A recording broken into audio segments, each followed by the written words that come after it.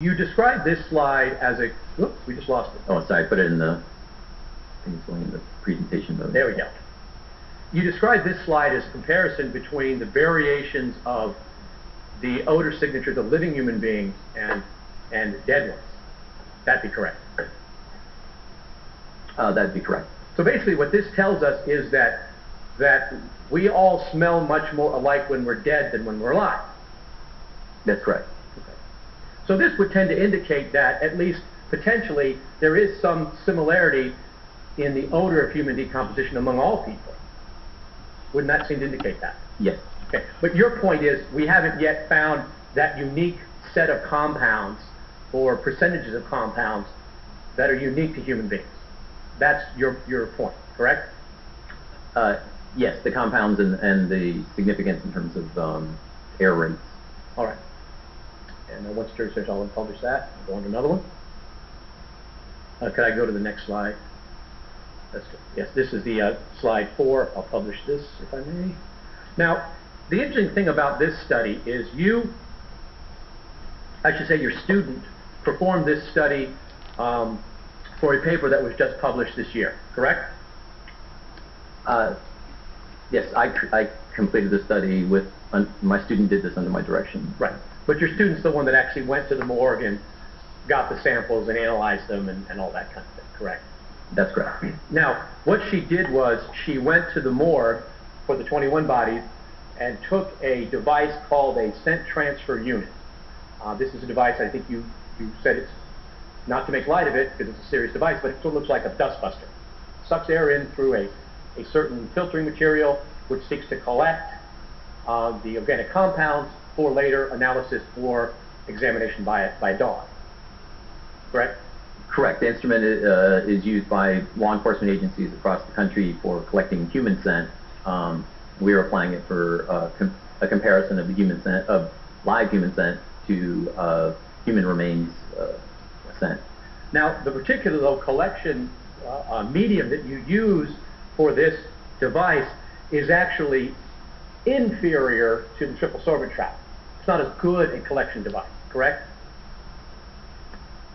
I guess, yeah, that would be an accurate statement. So the triple sorbent trap is likely to collect a great deal more compounds and a variety of compounds than the filtering device that's used for this study.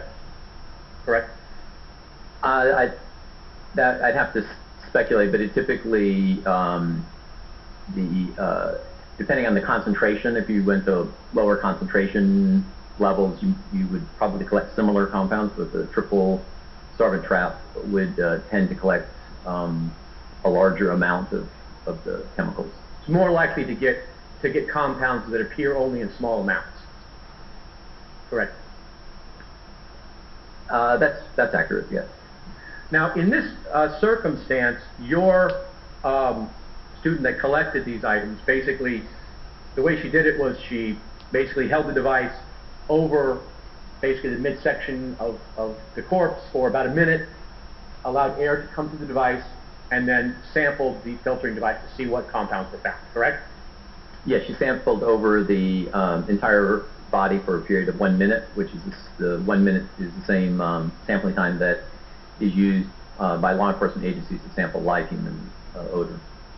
Now, she did not, though, take control samples of the morgue where she examined the bodies, correct?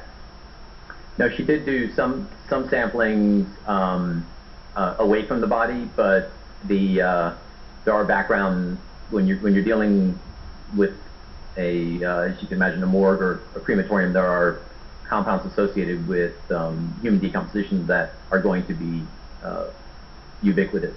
That are just going to be there all the time? Yes. Okay.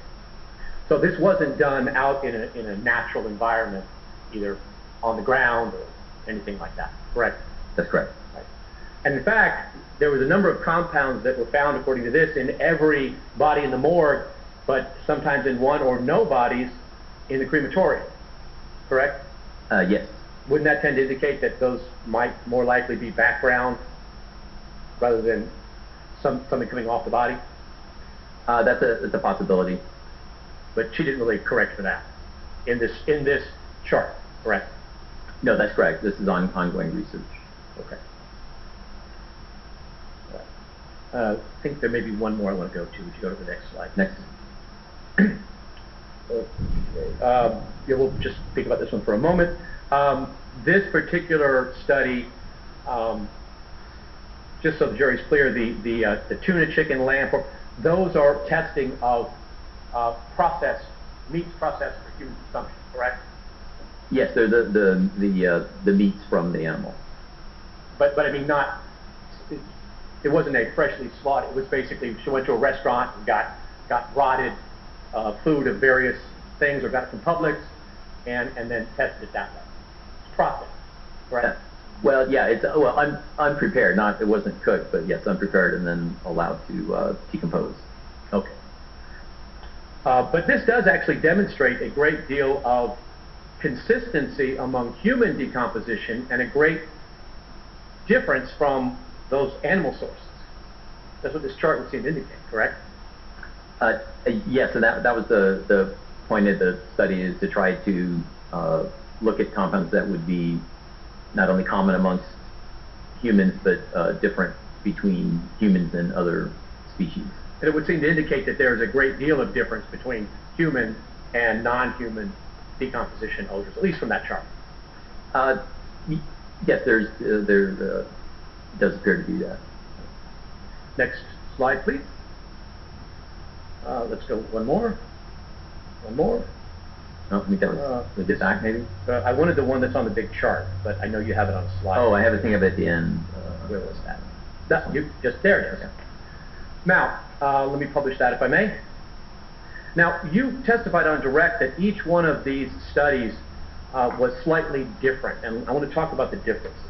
Which one of the studies that you cite from the literature was the most longitudinal? Longitudinal, in other words, covered a decomposition from a variety of times. That would be the reference 6 and 7, the Voss studies, which were buried, I believe 4 buried bodies in each study. Okay. So Dr. Voss's study is the only one that looked at a longitudinal look at decomposition. All the other studies looked at particular points in time. Is that correct?